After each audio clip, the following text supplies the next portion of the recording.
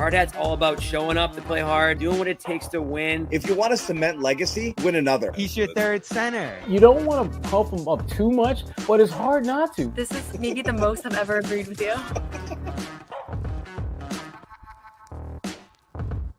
Hey, Bobby Manning here.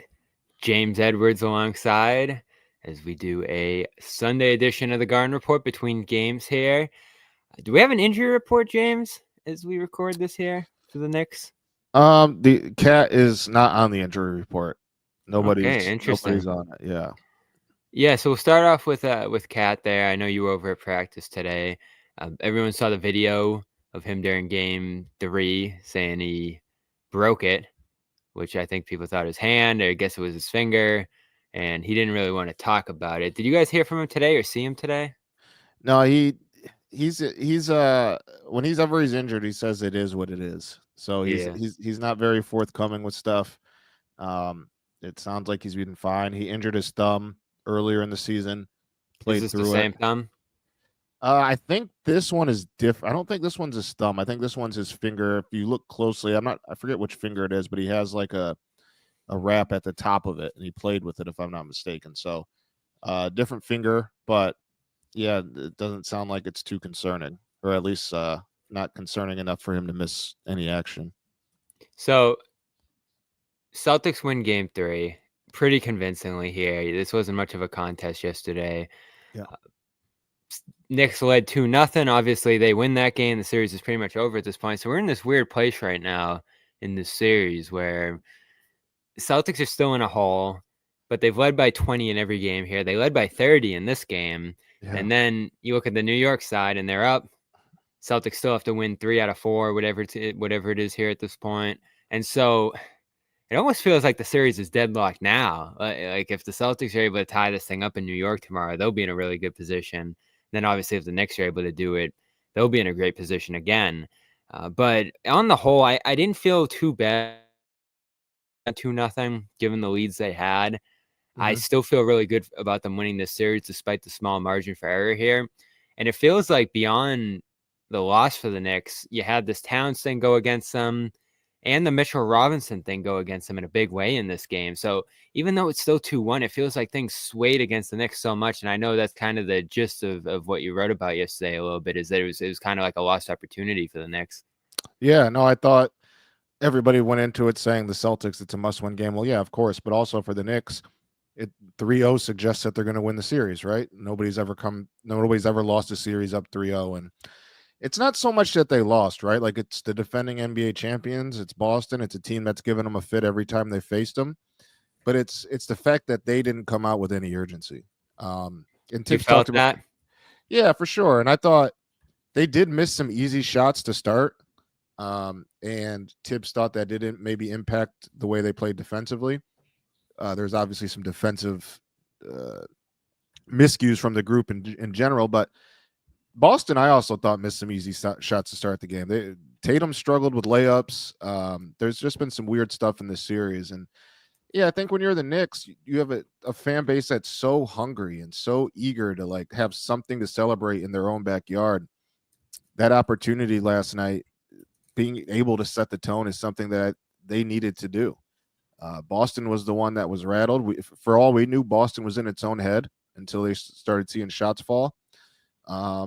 And the Knicks allowed them to step into practice shots. The Knicks allowed them to silence the crowd early. And as you mentioned, it was pretty dominant from almost the start. So it's a weird series because, yes, the Knicks are up 2-1. The one constant in this series is that Boston has had a 20-point lead in every single game.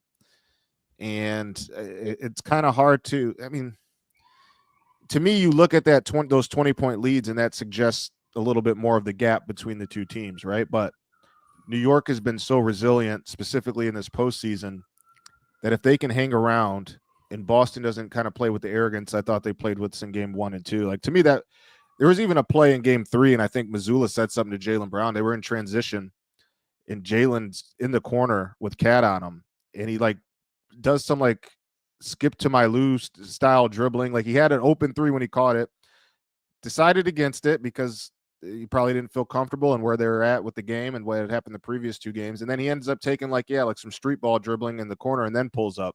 And Missoula he looked pissed about it. So there has been a little bit of arrogance with Boston. And I think that's part of why they blew those 2 leads in the first 2 games. I think if I were them and I was in their brain, it felt like, we've handled this team pretty much every time we've played them. Like, this isn't going to happen, right? Like, and then it's the playoffs. They missed shots. The Knicks took advantage. They got out in transition, and that's when the Knicks are at their best, is when they're able to play in the open floor. Yeah, and I like this quote from Joe after the game because I think he got asked making shots in this game, and he said no. Said it was eliminating the turnovers, the live ball turnovers. He kept saying that over and over again. Finishing quarters strong. That's all we talked about the last 72 hours. So yeah. I didn't feel like it was a shot-making game either, because when you're up 30 in a game, even if they shot 40%, they finished this game 50, right? Yeah. They still probably would have had a pretty significant edge in this game, even 35. So that's where I felt like they needed to get back to, was like even 34, 35 after starting the series at 25. Yeah. They were going to be in a good place there. There's other factors going on here, but they've dominated the offensive glass. The Knicks got that back last game, but overall the turnover battle, I think, has been in their favor. I want to say the attempts and all that. The free throws is a big advantage for the Knicks. Yeah. But a lot of it's the Robinson stuff. Right. And we can get to that in a minute here. But this was a great game for the Celtics, I felt like, because you saw all 5 different starters score to open the game. You saw everybody involved. It wasn't just the Tatum and Brown show, which I felt like it was to start this series. And then defensively, they were great to open up that stretch there. Then you get to the Robinson thing. And I didn't like it in game 1. I thought it got Luke Cornett into foul trouble. I didn't like it in game 2 because they weren't close to the bonus, and they put the Knicks in the bonus late there. Yep. With the fouling. OG just comes right into the game. So I hated it there. But in this game, they used it in the bonus. Robinson kept missing. Yeah. And the Knicks kept him on the floor to keep missing. And then there was one, I think it was in the second quarter, where he airballed and just like crumbled to the ground and looked demoralized. And it was a real moment in there that just sucked the life out of the building. It was like, and I know they started cheering for him to make it the next time, but that had a much bigger impact on this game than it did in the first 2. No, 100%. And I was with you. I actually thought Joe would get away from it in game 3, but to his credit, the analytics say it makes sense, right? And it benefited them in game 3. Listen, I think Mitch has been so impactful for the Knicks, and I even thought he was ridiculously good in that first half. Like, even though he only had a couple offensive rebounds, it felt like he was the reason that the Knicks had got a couple in that first half. He was just very active, just very solid in the first 2 games too. Like he was getting intentionally fouled, yes, because he can't make free throws, but also because he was an important factor in the Knicks' comeback. And that double big stuff has been good for the Knicks. And I definitely thought that Joe would eventually lessen it up a little bit, but it worked out in his favor, because at the end of the day, Mitchell struggles to make it, and I think he's certainly in his head now.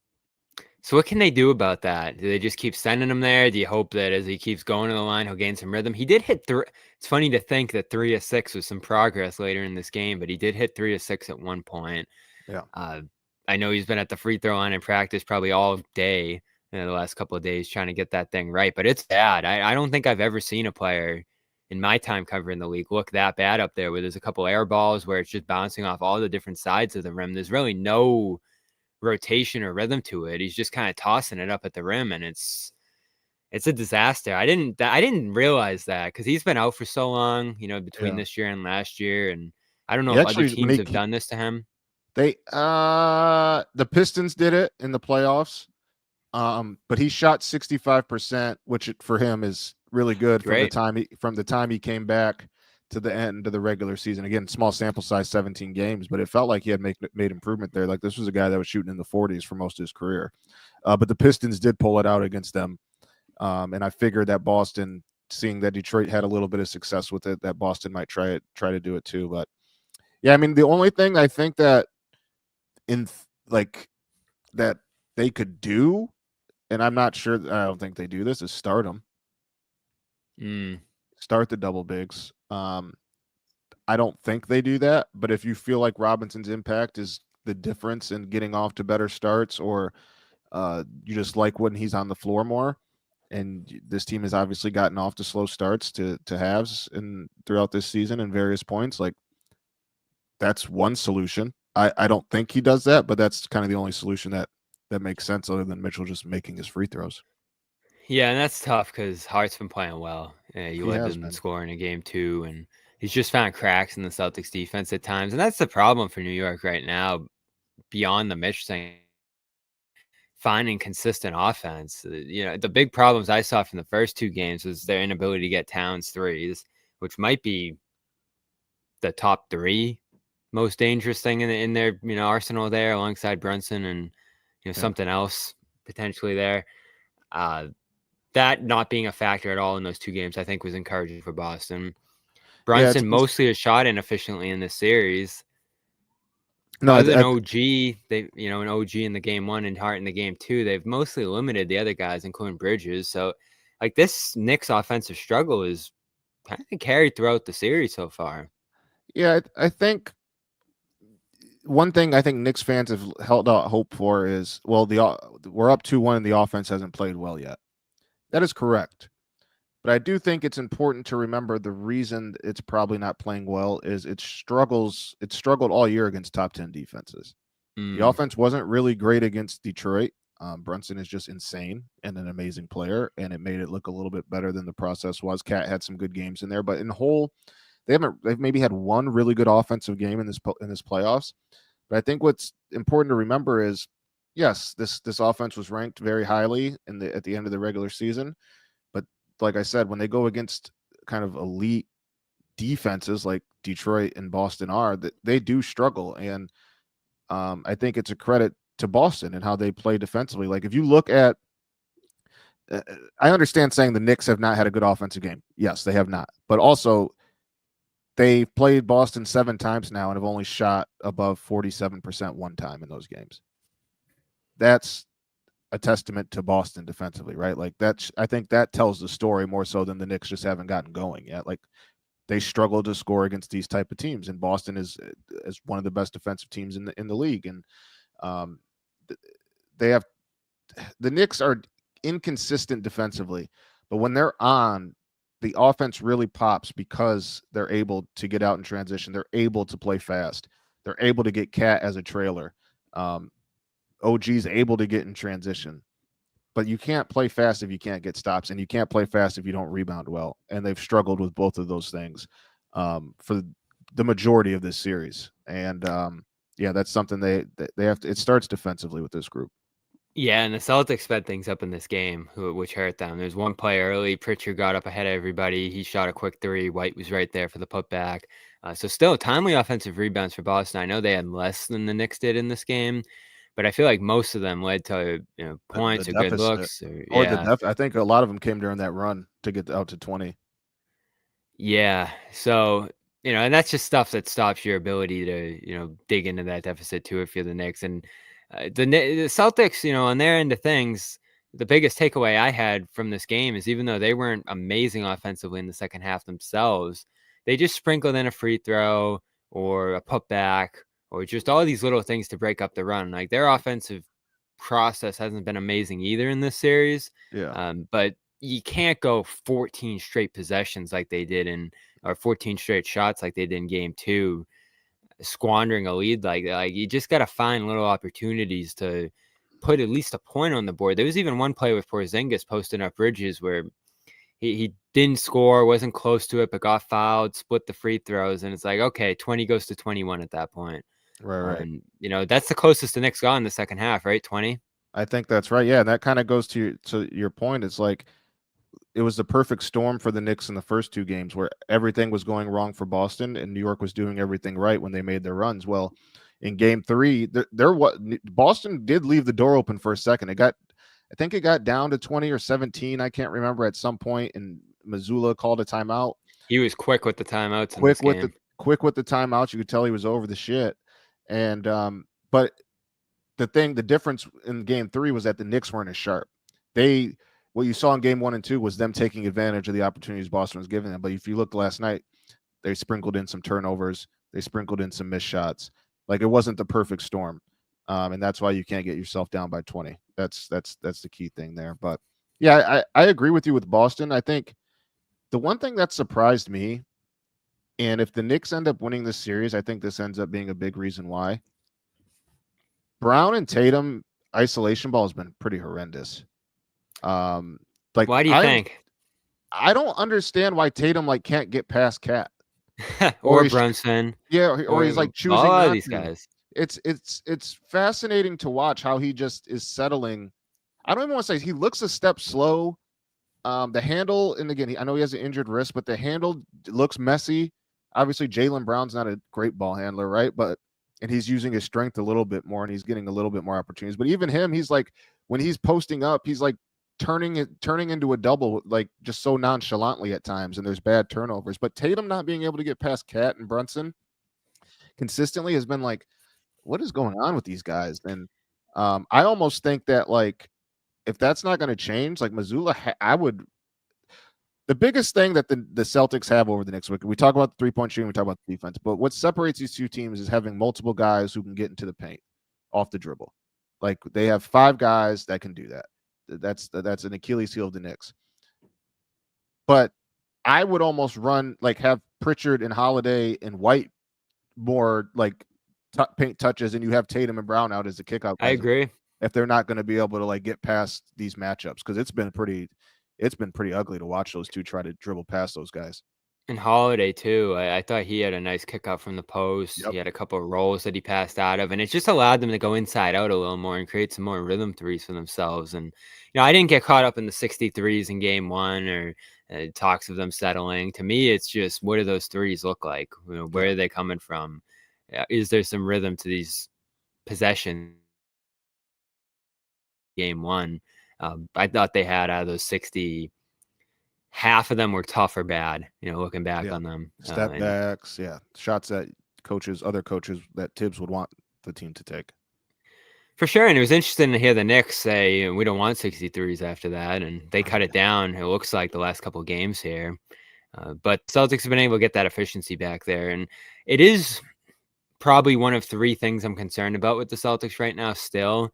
In this series, you mentioned Tatum not being able to get by these guys and them not having those post entries to Porzingis, which we'll get to in a little bit here, and Horford not being a guy who can threaten a smaller guy consistently in there.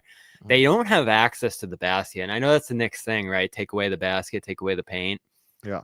But the Celtics' inability to really get anything there, or at least collapse the defense and, get right to the rim and kick it out and get the ball popping around the perimeter has been really stunning to see. And Pritchard has done it a little bit, at least getting ahead of the defense. Holiday finds his way inside, and they're usually going to throw a Brunson on him, right? So he can get himself inside that way. And then White hasn't been able to get there a ton either. That to me has been the most surprising thing in this series, is just how difficult it's been for Boston to break past that perimeter shell. And I know the Knicks are hedging and stuff, right? And they're switching more than they have in the past. Their game plan's been really good. I will give them some credit for what they've done to disrupt Boston. I agree, and I also want to give credit to like the players. Like I talked to Jaylen. OG's been a monster. He's been insane. I even think Jaylen, like one-on-one, has like competed his ass off defensively. Yeah. I talked to him before the series, like how when people talk about the 3-point shooting with Boston, they talk about this, about that. Like how important is it to take pride in one-on-one defense against his team and not allow paint touches? Because that's how everything is generated. And he said it's probably the most important thing going into this. And I even thought Cat one-on-one has had some really good moments. Like they are competing their butts off one-on-one. Now in game 3, they had some slip-ups where like Cat was way too deep in the drop. Like he was not supposed to be back that deep. He was supposed to be up higher, and that allowed Boston to step into some practice shots early and find their rhythm, right? Like that's the fear if you're the Knicks is I think there was a mental thing with that group, and I think they broke that barrier, being able to get some easy ones going. But I do think New York has had a really good game plan defensively when they're able to execute it. But I think the most important thing is like those guys, like they're competing their asses off on the ball.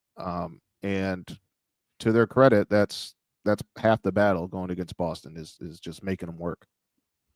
Yeah, and I want to get to some of the developments on the Boston side today as we head into game 4. We'll talk a little bit about what to expect from this one, because it could look the same. I'm wondering if it's going to look different. There's been some stretches in this series that have been really close and competitive, but for the most part, it's been the Celtics dominating. What's the stat with the time of lead? It was like 12 minutes for the Knicks. Yeah, I think just 12 minutes. Yeah. Yeah, that's pretty startling when you think that they're up 2-1 here, but that's the degree of the leads that the Celtics lost earlier in this series. I mean, what is it? The Knicks are They're up 2-1, but they're a minus 19 in point differential, I think. Unreal. And I Yeah, want to that's throw this unique. up here. Yeah. I'll share my screen here. This was a pretty startling stat too, and I think it speaks to the difficult position that the Knicks are in right now. They've only led for 19% of the possessions in the series. Todd Whitehead says here from Synergy. No team in the last 20 years has won a series after leading less than a quarter of the time. Wow. And they really haven't led much in the series. They didn't lead once in Game 3. Yeah. I mean, I think that's been the consistent thing, and I think that's what people go back to. Like, obviously, the Knicks have the advantage; they're in the driver's seat, and they did that with the resilience that they've shown all year. Like, they deserve to be up 2-1 because they played their asses off when Boston was playing with their food. But like you said, I think a lot of people take that the fact that every game Boston's been able to get up 20. I think that's a scary tell if you're a Knicks fan. If you're honest with yourself and being real about the situation, like that's something that's very concerning. This is the playoffs.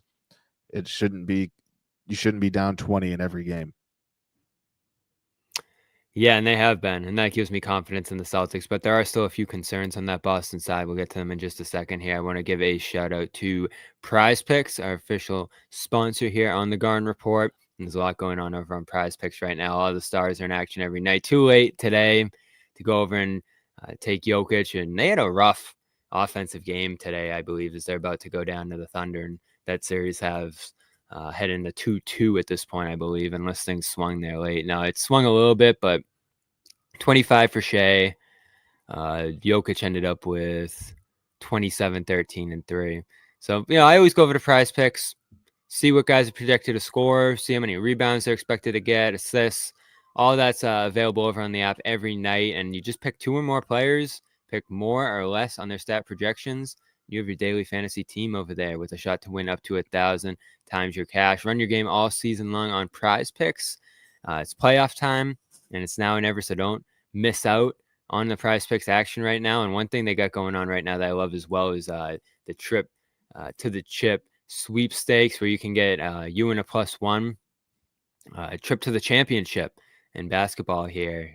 And that's going on all through the playoffs right now over on Prize Picks as well. You got Flex Friday, where your lineup can stay in play even if one of your players doesn't hit those projections. And then you can also go to Taco Tuesday, where there's a boost as well on Tuesdays, and that's coming up later this week as well. So again, pick 2 or more players, pick more or less on their stat projections, and that's the whole ball game over on Prize Picks.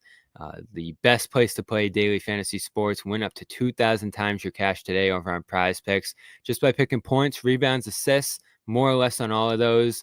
And again, you can get in on that VIP trip to the championship with the Takes 2 ticket sweepstakes over on Prize Picks. Go check all that out and get a $50 bonus when you use the code CLNS. That's $50 instantly after you play your first $5 lineup. That's code CLNS to get $50 instantly after you play your first $5 lineup over on Prize Picks.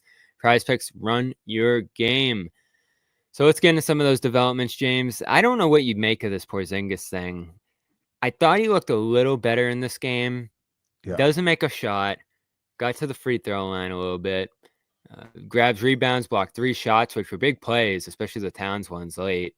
And I thought the minutes were solid, but missed rebounds, not looking great positionally, not moving well. It doesn't look like he has great wind under him right now. But he's grinding this thing out. They're bringing him off the bench. The minutes haven't killed them. They're fouling Robinson through some of those minutes too, since he is into the second units. So I guess it's better to have him than not. But this is an uncertainty on the Boston side in the series as they continue to lead here. That could throw them off at times, because if he doesn't have it early, they have to make a tough decision of whether they're going to stick with him or get away from him. And sticking with him worked last game.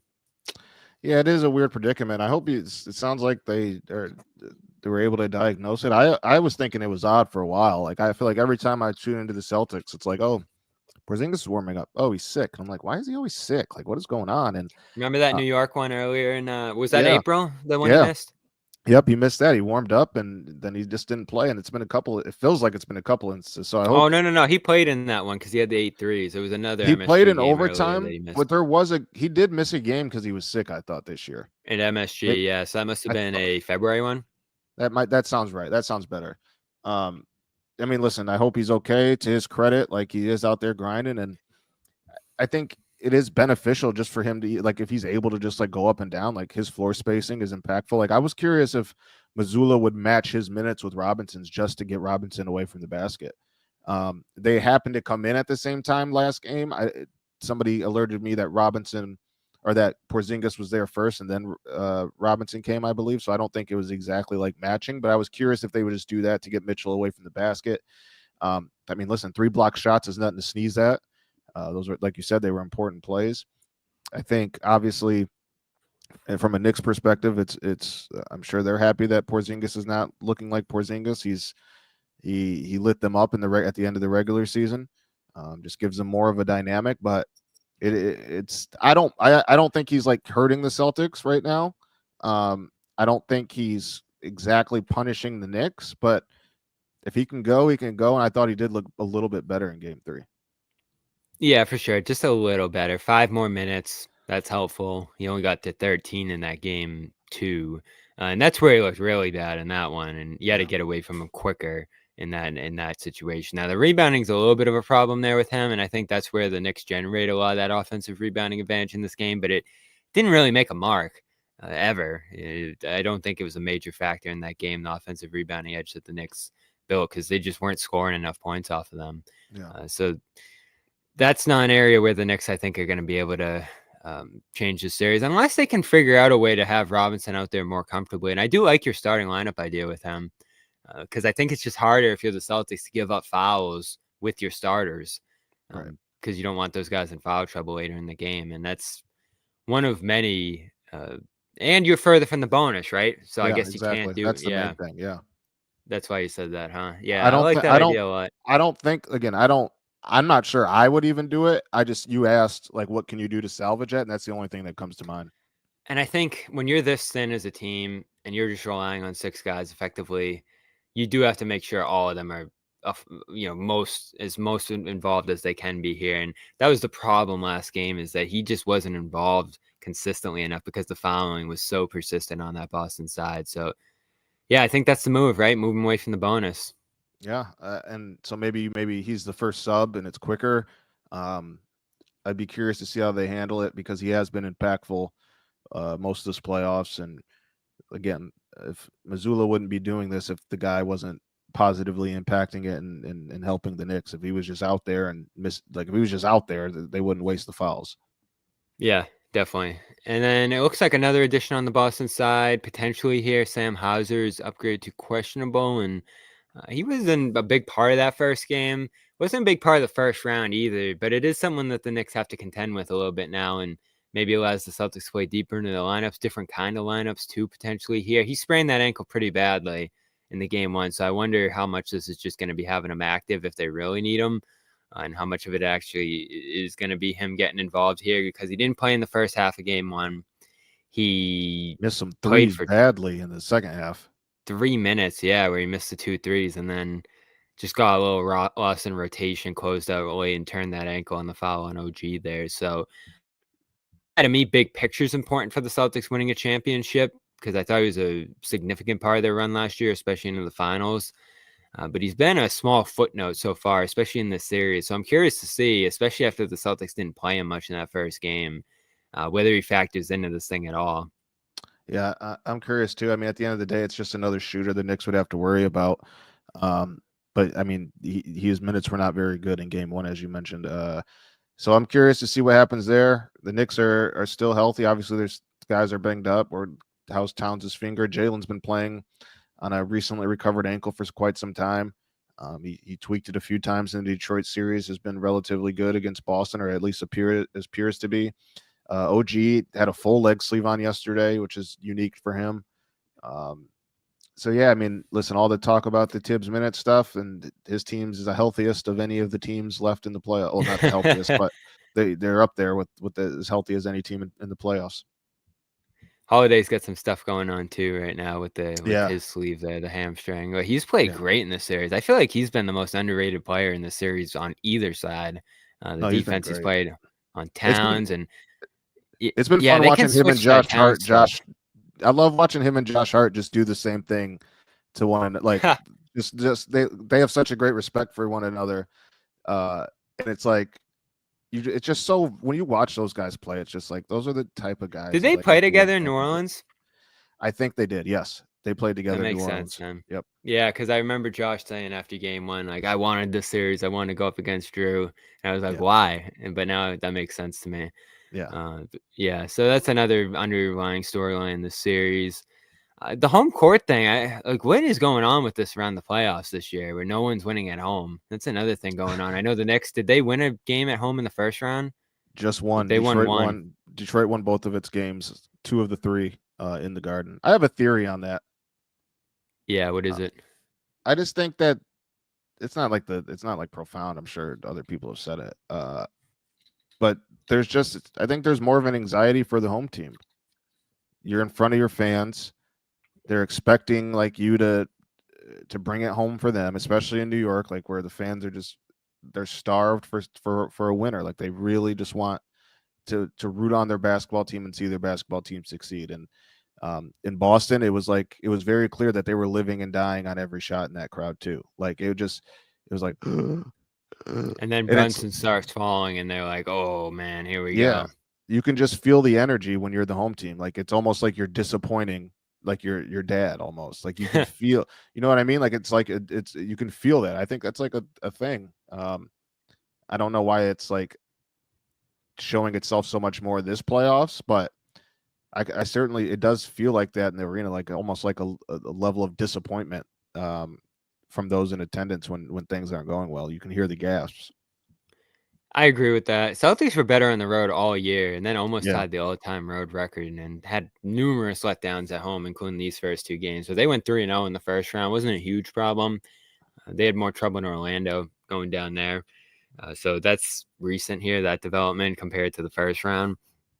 But they're going to need that game 5, even if they do tie this one, to try to avoid a game 7. So it's still tricky sailing for them, giving up those 2 games. The margin for error isn't strong here. I'm curious what you've thought, and we talked about it earlier this season when we had you on. That Jayson Tatum conversation again sparked up here with the struggles in the first 2 games. Really bad stuff from him there, especially the first game. I feel like it was a lot of settling from him that led to that blown lead. Mm-hmm. And then, you mentioned the separation thing, not able to punish these mismatches. This is a tough moment for him right now because first round, he was out of this world. Even with the wrist, he averaged 36 against a tough Orlando defense. He's probably going to finish 4th in MVP here after a great year. And now you just have this pressure to repeat. And whether they win this series or not here, you are looking at him and saying, all right, is this going to be the postseason after criticism you received last year and the poor final shooting and not winning finals MVP, all that stuff that went on, seemed to mount in some of the struggles he had in the first 2 games here where everybody jumped on him. Everybody blamed him for those collapses. And he bounced back decently here, but even still, it was a 5-9 3-point shooting that really carries him here. The 2-point shooting's a struggle, even into the 3rd game here in the series. I believe he missed 7 of 8 non-paint 2s in the first 2 games. In this one, looking back at it, I think he shot only 3 for 4, 5, 6, 7, 8, 9, 10. 3 for 10 inside the paint, or 3 for 11 with a foot on the line. Mm-hmm. I don't know. What do you make of his series so far? Have you been disappointed? Have you just thought it's missed shots? Like, what do you make of it? I don't know about disappointed. It's just like odd. I just feel like his dribbles are going nowhere. Like he's kind of just like dribbling. It's almost like James Harden-esque where he's like trying to rock his guy to sleep and then get past him, but he's not going anywhere. And I want to give credit. That last play of game 2 was bizarre. So bizarre. Like it just made no sense. And he's losing the ball. It feels like his handle's just a little wonky right now. But I want to give credit to the Knicks. Like they are defending well. Like they're meeting force with force when he is isoing, but he is just not being able to get past the centers, not being able to get past Brunson at all, and settling for step back 2s. It just doesn't make much sense to me. It's hard to. So I'm assuming he's dealing with something because of how much he's settling.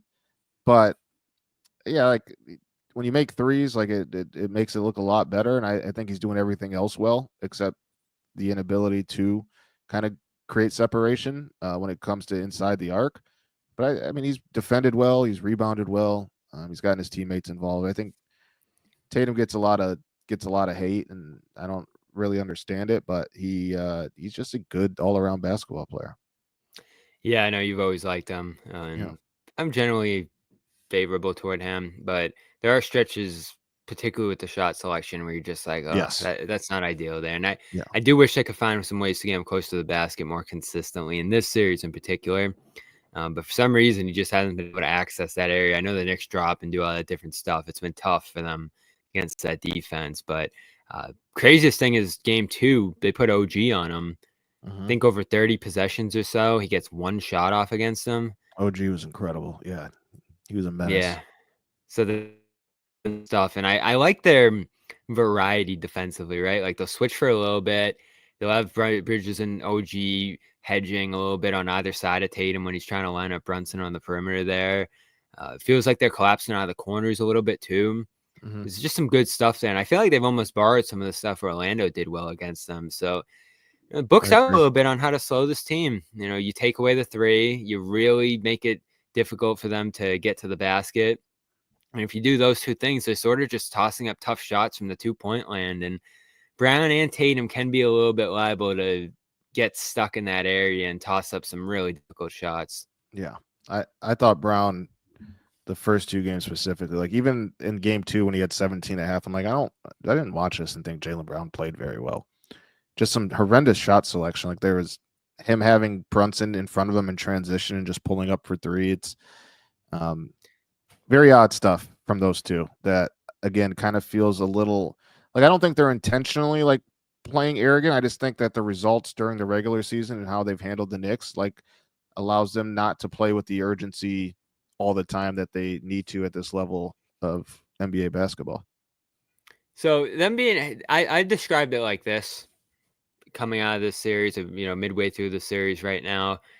To me, I was never concerned they were going to lose this series. I actually picked a sweep, which was embarrassing the way those first 2 games went.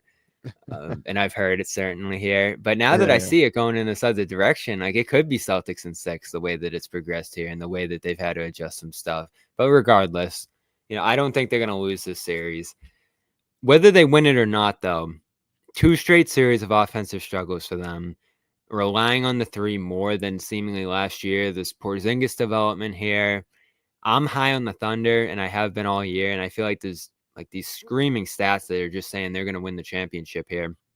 We'll see what happens over on the Indiana side, too. I know they're the tougher matchup of the 2 there for the Celtics, at least historically here. So there's a lot of stuff lining up here where I feel a little bit worse about them winning the championship now for the first time. And part of it's going to be how long this series is going to take to close out now that you're down 2-0, even if you do close it out. Maybe you lose more pieces or guys get banged up along the way. Like I do think a big factor in whether the series goes in the Knicks or Celtics' favor is who's left by game 7, who's healthy, who's available at that point.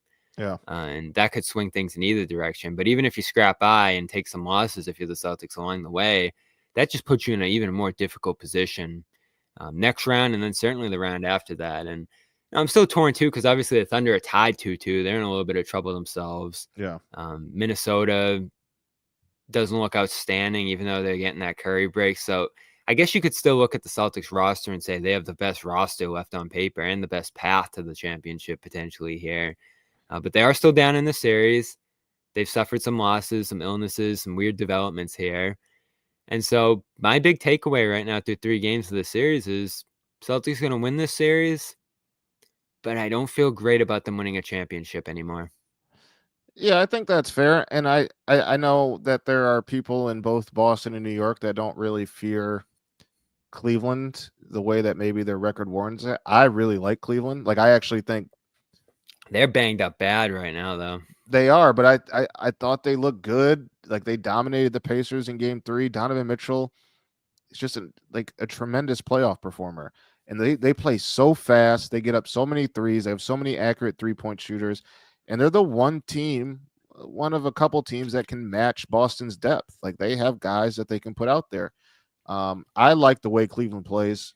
They play hard, they play fast, and they shoot that thing. And I actually would argue that I think Oklahoma City's path is the easiest if they can quit effing around with Denver here, because I'm not afraid of Minnesota.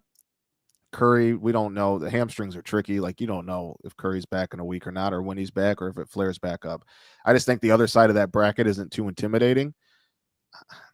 I know Indiana's has had success against Boston, but I really like Cleveland too. Like, so I predicted all along that it would be Cleveland and Boston in the Eastern Conference Finals. I thought that series would go 6 or 7. Again, I know Boston has had success against Cleveland, but I think that matchup's going to be amazing in the playoffs, and I still think we get it. Who do you think? Thunder tied 2-2, Celtics down 2-1, even Cleveland down 2-1 themselves. Yeah. If just where it stands today, all these series, where every team's at health-wise and all that, who's in the best position right now, you think, to win a championship?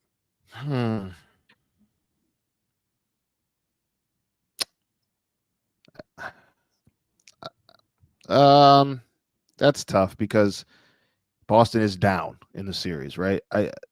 Is it still them? I kind of want to say the Thunder, but they show their inexperience in the playoffs, and they've shown it at times and time again this already. So that's tough. That's a tough one. I ultimately think we get Boston, Oklahoma City in the finals. I think that's what ends up happening. But I don't know if any team should feel 100% great. Like, of all the teams that are left, nobody should feel like we're rolling right now. Yeah, and it's made for a lot of. And I love it like here. that. I love it like that. There's 8 teams right now, I think, that could say we can make the finals at least. I don't know. Can the Knicks say that right now? They're up 2-1. I think they can. Now listen, like we talked about, they've been down 20 in 3 games, but they still have the advantage. They still, if games are close, I think a lot of people would put their money on the Knicks. It's just a matter of making sure the games are close. What are you expecting tomorrow, energy-wise in there? It was a weird energy last game because they go down so fast and there's so much pressure. And like you said, I think that place went silent fast based off how the game opened up because they were down, 15 after 1? Yeah, sounds about right. Killed what could have been a really cool, unique atmosphere in there with the $700 tickets and all that. Later game, right? I think people will be in their seats sooner. They obviously need this one badly. Celtics do too here. Will this be the first close game wire to wire? Will it be similar to what we saw in the first 2 as a big swing? Like, what are you expecting from this? I don't think the game will be decided in the first half. You know what I mean? Like, obviously, we thought in games 1 and 2 the game was decided in the first half. It didn't end up being that way. I don't think there's ever a lead bigger than 10. I think New York is going to come out focused, especially defensively. Again, maybe I want to see how Towns does with the finger. Yeah, So that could be that's something to pay attention to. Did Boston unlock the mental thing with the shooting? Like, is that all they needed? Was just that one game? But I do think New York comes out focused tomorrow and starts the game well. That's the thing with the threes, and that was one of my big concerns for the Knicks coming into the series. Is if Boston has it going at all there, Knicks 25 attempts in this game, and they shot terrible the game 3. But even if you hit a good percentage of 25 threes, that's not going to touch 20 makes of the Celtics. Enough. So that's a big hole there, and they got to make free throws, and that's where the Robinson factor comes into play again there. Celtics getting some guys back here, and Knicks have a guy hurt now with the finger in Towns' case. So I don't think this looks great for them. I think this could be another relatively routine win for the Celtics on the road here, and then you got a game 5 in Boston tied 2-2 that will be really interesting. So that's where I'm at on this thing. Yeah. I do think this series will go 7. And again, who's left for a game 7? You think the Knicks get one more? Yeah, it'd be really hard for them to lose 4 straight. It'd be devastating, certainly, on their end. But I think they have a great shooting game in them that can probably swing some things for them. And, they've been so great in the clutch, too. Like, if you can get it there, they have a little bit of an edge. Yep. I'll be interested to see if they start tinkering with some lineups and adjustments and all that stuff. And I've been impressed with Thibodeau so far. I think he's made it hard on Celtics. And, you always do wonder over a length of a series here eventually just how much those minutes add up on the Knicks.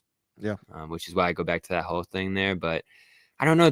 We've watched 7 games between these teams this year, and the level of dominance the Celtics have played for pretty much, what are we talking about now?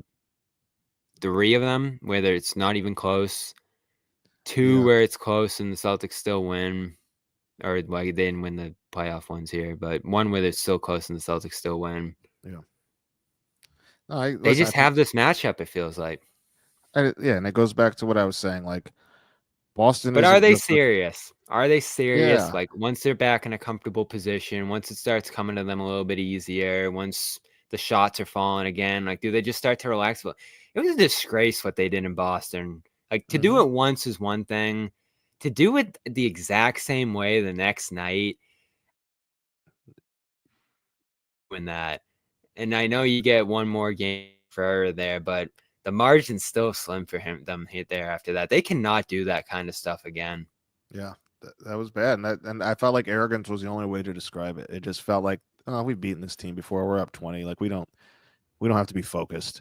We can just go out there and try things. And it backfired. And the Knicks credit, they played their asses off when they smelled blood in the water, and they were able to grab 2 wins. How you feeling about the series, 6 or 7?